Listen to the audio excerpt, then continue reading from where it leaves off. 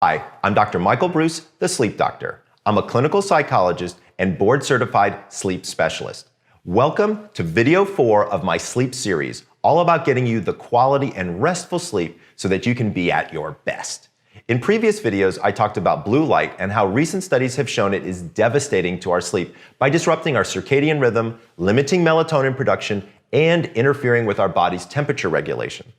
These results suggest that blue light increases alertness and reduces sleepiness in ways that are detrimental to sleep at night. However, the results also show blue light is beneficial during waking hours by improving daytime performance and reducing daytime fatigue. What's more, this boost in daytime alertness and decrease in sleepiness due to blue light exposure may actually help improve sleep at bedtime. Most of the research into the effects of blue light has focused on blue light's capacity to disrupt sleep. But the study I discussed previously is one of the first of its kind to finally explore the possible benefits of blue light to daytime functioning. The convincing results of this blue light study indicates that across all measures, extended exposure to blue light during both day and night resulted in subjects displaying quicker reaction times, higher levels of alertness, and greater attention spans in performance tests. In addition, EEG tests actually showed alterations to brain activity that indicated heightened alertness among people exposed to blue light during the day. These findings indicate that blue light hinders sleep in ways beyond the delayed release of melatonin and alterations to circadian rhythms. Exposure to blue light at night can also spur cognitive function and alertness in very similar to daytime stimulation, a change that can make sleep significantly more difficult to achieve. Let me be a little less scientific and a bit more realistic. The number one complaint I hear from my patients that are having troubles with sleeping is, I can't turn off my brain at night. What I've found more often than not is reducing or eliminating exposure to blue light at night actually helps with this very problem. Cognitive function means you start to think about things as you're going to bed, and that opens up a whole new set of challenges to face when you want to sleep. Therefore, you need to find new ways to get your mind to stop cognitively functioning. In other words, you need to stop thinking so much, which brings us to another one of my tools that I use with many of my sleep patients, music. Music is a regular fixture in my daily life. I listen to music to keep me motivated while I exercise, to relax, and distract me when I travel, and for a quick creativity boost when I'm writing. And when it comes to sleep, when my brain is wired or I'm feeling tense, I often use relaxing music to unwind before bed. The right music has the ability to distract and calm my brain so I can relax and drift into sleep. Just like when you're driving and you miss your exit because you're listening to your favorite song, music can distract you from anxiety and worries and calm and relax you. Using music to relax you is nothing new. Music has been used as a healing therapy for most of human history. Ancient Arabic cultures had musicians working alongside physicians while they performed surgeries. The Greeks used music to treat mental illness. After World War II, musicians were brought to U.S. hospitals to aid the healing of soldiers' physical and emotional trauma. It only makes sense that music is one of the most effective ways to calm the busy mind and prepare you for sleep. But just as the different colors of the light spectrum affect us differently, not all music affects us the same.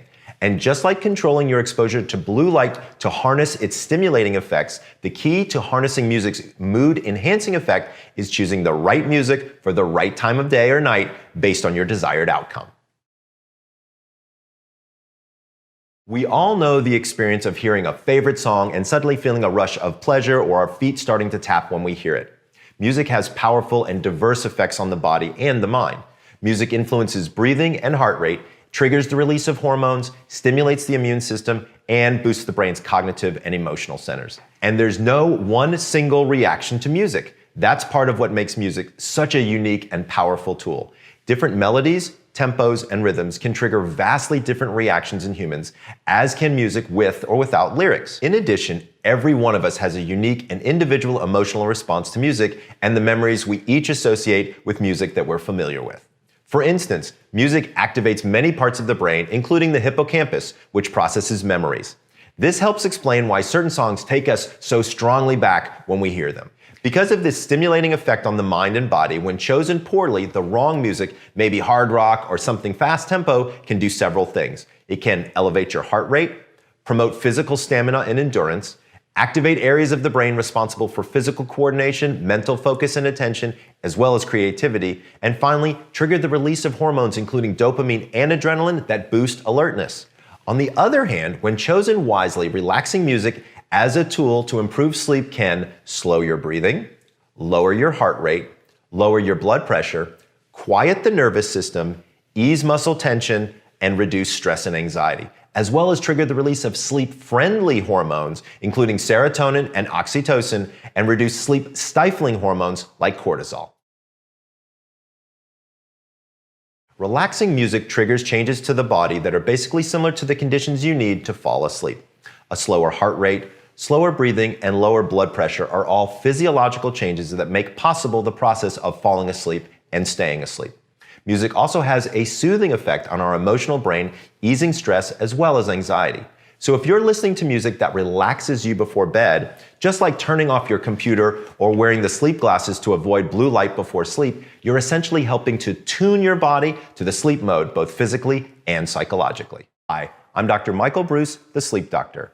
I'm a clinical psychologist and board-certified sleep specialist. And welcome to video 5 of my sleep series dedicated to helping you get quality and deep sleep and operate and function at your best. In the previous video, I talked about blue light, which is found in all of our televisions, light bulbs, computers, and phones. And I talked about how blue light exposure in the hours leading up to bedtime is destroying your ability to get good, deep sleep. And there are actually a few simple things that you can do to start limiting your blue light exposure before bed, like shutting down all your electronics about an hour before sleep, cooling the house down before going to sleep as well, wearing blue light filtering glasses like the Sleep Doctor glasses 90 minutes before going to bed, or listening to soothing music. Now let's talk a little bit more about music and how it can be a wonderful tool to help you get better sleep. First, multiple sleep studies have shown that listening to music at bedtime improves sleep quality in young adults, older adults, and in children, can help improve sleep quality for adults with insomnia, and can help you fall asleep more quickly. In a recent study of healthy adults, research demonstrated that listening to relaxing music reduced feelings of anxiety, as well as the physical symptoms that can accompany anxiety. These symptoms would include things like elevated blood pressure and heart rate, and nervous system arousal. When we find ways to relieve stress and improve our mood, our sleep almost always improves. In addition, music has also shown to improve sleep efficiency. That's the measurement of time that you spend actually asleep compared to the overall time you spend in bed. Lower sleep efficiency can be an indication of restless sleep and awakenings throughout the night, trouble falling asleep at the beginning of the night, or waking very early and not being able to fall back to sleep. By improving your sleep efficiency, you just improve your overall sleep. Another interesting finding that the sleep study researchers discovered was that the therapeutic effects of music on sleep actually get stronger with time, meaning the more consistently you use the music to help you sleep, the more effective the practice may become.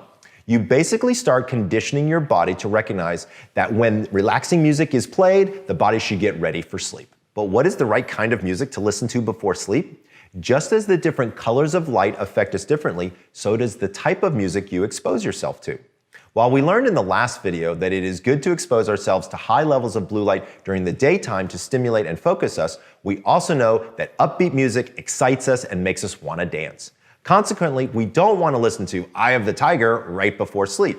So here are my suggestions for choosing the right music to help you sleep. First, slow beats are the best. Remember, the body and brain are highly responsive to music, especially its rhythm and tempo. To move your body into relaxation and sleep mode, use songs that have a rhythm of about 60 beats per minute. Your heart rate will gradually adjust to match these slower beats, and your breathing will slow, putting you closer to a sleeping state. Save those up-tempo songs to get you moving in the morning or to keep you alert on a long drive. Number 2, avoid emotional triggers. The breakup songs from your college days might still hit a nerve. Those are not the songs you want to listen to at bedtime. Steer clear of music that makes you feel any strong emotions, whether it's sadness or excitement. These emotional rushes really prolong you from entering into a state of relaxation and sleep. Number 3, go lyric free. Everyone is different, but I recommend to my patients that they opt for music without words at bedtime. Your mind can't help but follow along, and lyrics can be mentally stimulating. You want to give those cognitive centers of your brain a rest, not light them up. Number 4, be consistent. Research suggests that the beneficial effects of music for sleep and relaxation get stronger over time.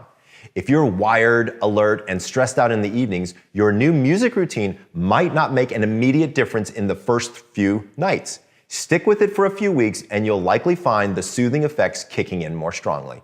Number 5, don't ignore your sleep environment. If you're listening to a Bach sonata in a room blazing with lights, or your face is in a computer screen, you're not likely to get the sleep-inducing effects of a little music in the background. Make sure the rest of your nightly routine is conducive for sleep. Make sure your environment is soothing, calm, and dimly lit. Turn down the lights or put on blue light sleep blocking glasses and create a safe zone for sleep. Number 6, don't fall asleep with earbuds. If you want to listen to music as you fall asleep, that's fine, but don't rely on headphones or earbuds, which can make sleep uncomfortable or do damage to your ear canal. Number 7, pay attention to how you feel. The experience of listening to music is an incredibly individual one. We all react and relate differently to songs and find different meanings within them. Classical music is often used in the studies I've cited here, and it's a popular choice for bedtime listening. If it's not your thing, that's fine.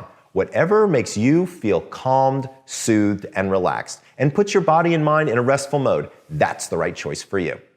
If you're looking for some music to help you fall asleep, I've posted links in this video's description to some free downloads of sleep music that I love and was composed to help you fall asleep.